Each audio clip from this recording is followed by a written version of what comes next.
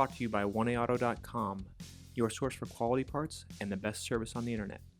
Hi, I'm Mike from 1AAuto. I hope this how-to video helps you out. And next time you need parts for your vehicle, think of 1AAuto.com. Thanks. In this video, we're going to show you how to install an intake kit for this Dodge Ram. This one's a 2008 5.7 liter Hemi, and the procedure is pretty much the same for 2003 to 2008 1500s, 2500s, and 3500 Rams. You'll need a new intake kit from 1AAuto.com, flat blade screwdriver, 10 to 13 millimeter sockets and a ratchet, wrenches of the same size, 4 millimeter Allen key, and a pair of pliers. Open your hood and locate your intake components. Here we have the air box, the inlet tube, and another box on top of the throttle body. We'll be removing all of this to install our high-performance cold air intake. Open the air box by releasing the metal clips on the side and the rear. Pop it out of its holders. Release this hose from the front, and using a flat blade screwdriver, loosen the clamp on the rear of the inlet pipe. With that loosened up, work the pipe off of the box. Remove this assembly. The bottom half of your air box simply lifts off its retainers. Comes right out of the truck. Remove the two 10 millimeter bolts, one behind the alternator, one behind the oil cap, with a 10 millimeter socket, ratchet, and extension.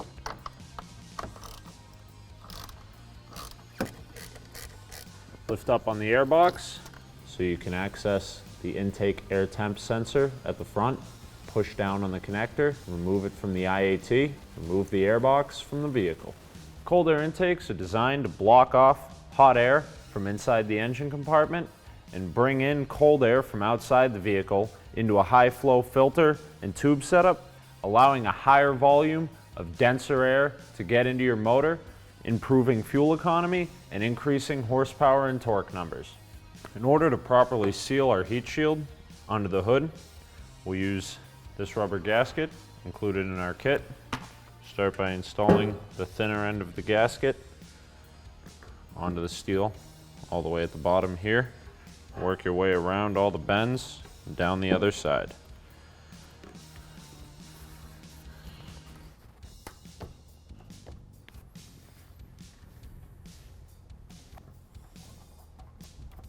Now this heat shield will seal in onto the hood, keep hot air away from our intake and out of our motor.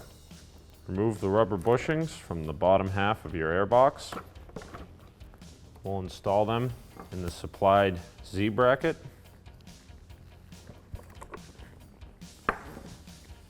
And L bracket that come in your K&N filter kit.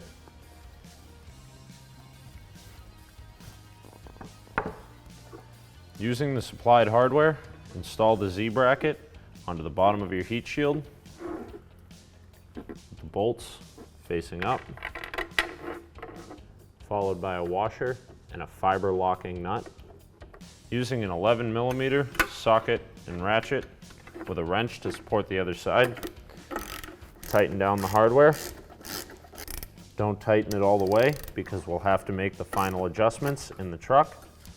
Attach the supplied L bracket to the side of the heat shield.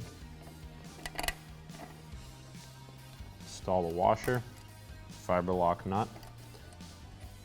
Tighten them down with an 11 millimeter socket, ratchet, and wrench. Again, remember not to tighten these fully because we'll have to make our final adjustments inside the truck.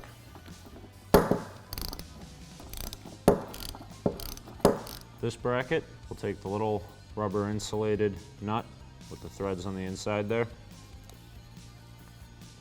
Put it through this way, bring it down all the way. Give it a washer. Install the 11 millimeter nut supplied with the kit. Tighten that down with a socket and ratchet. Gonna want to hold the rubber stopper there so it doesn't spin. We'll set that off to the side until we're ready to put it in the vehicle.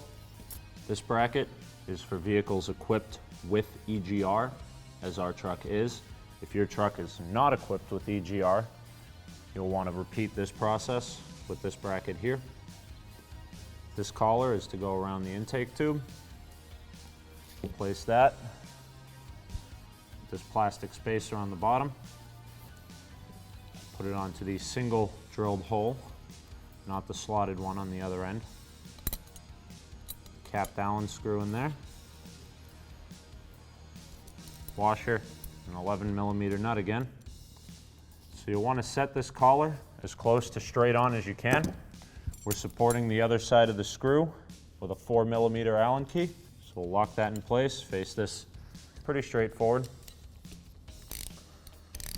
Tighten that down. We're not quite going to lock that down all the way tight yet because we are going to want some adjustment once we get it into the vehicle. You'll also want to have this L bracket ready to go onto the radiator and support part of the heat shield for the airbox. This rubber grommet will go into our intake tube and allow us to install the intake air temp sensor. Install that now. Pop that into place, and that grommet will hold our IAT. Remove the intake air temp sensor from the upper air box. Ours has had some kind of sealant put on it to try to keep it in there. So we're going to remove that and install the sensor into the rubber gasket. Our intake air temp sensor had a sealant holding it into the air box.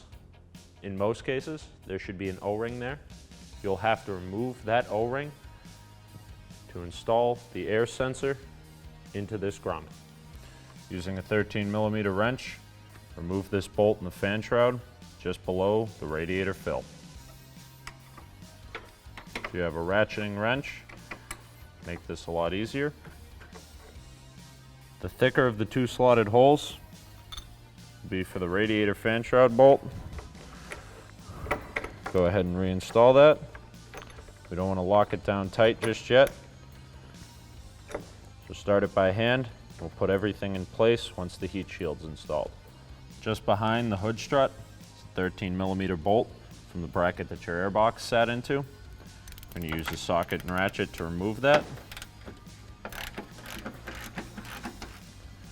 Using the bracket that we put together earlier on the bench,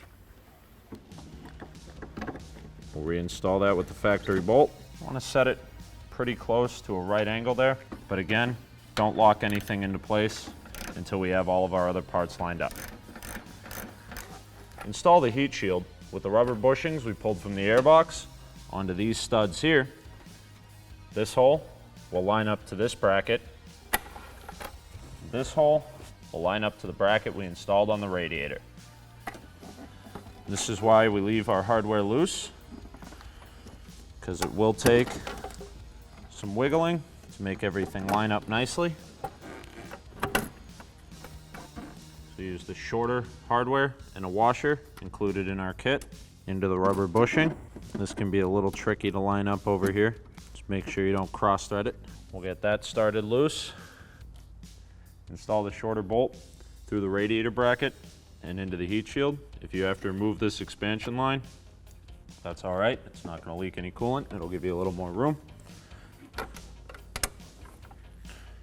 Install the nut and washer on the inside of the heat shield to that bolt.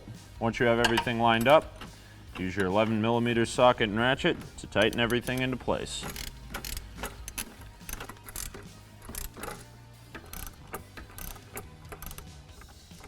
Using a 13mm wrench, tighten up the radiator fan shroud bolt. Reinstall the expansion hose.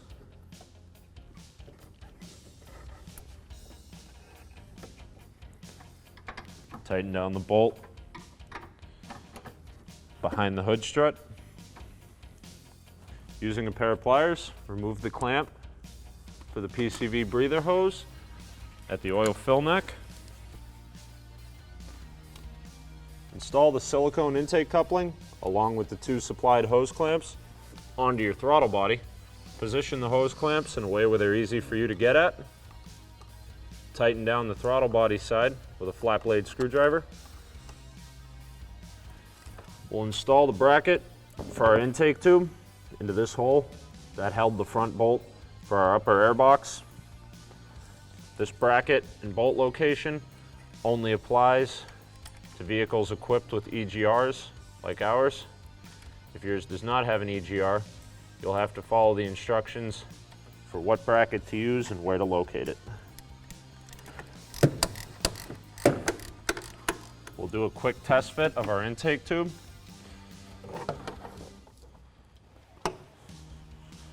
To line up this bracket and the clamp on the end. Carefully remove these components as not to disturb the alignment you just made. Tighten those parts into place.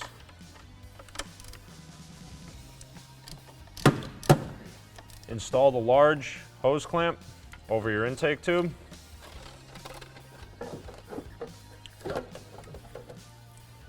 Install the sensor end of the tube into your throttle body. Install the clamp around the bracket. Tighten it down with a flat blade screwdriver. Reconnect your IAT sensor. Install the intake cone onto the intake tube. Tighten down the clamp with a flat blade screwdriver. Ensure that your intake tube is seated firmly into the silicone clamp. Tighten down your hose clamp with a flat blade screwdriver. Reusing the clamp from our old PCV breather, use the hose supplied in your kit. Install at the breather below the oil fill neck. Slide it onto the fitting on your intake. Fire up your vehicle to make sure that everything's connected properly.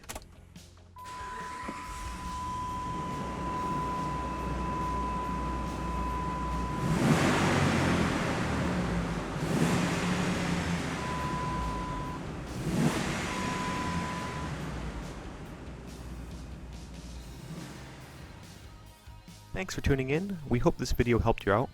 Next time you need parts for your car, please visit 1aauto.com. Also check out our other helpful how-to as well as diagnosis videos.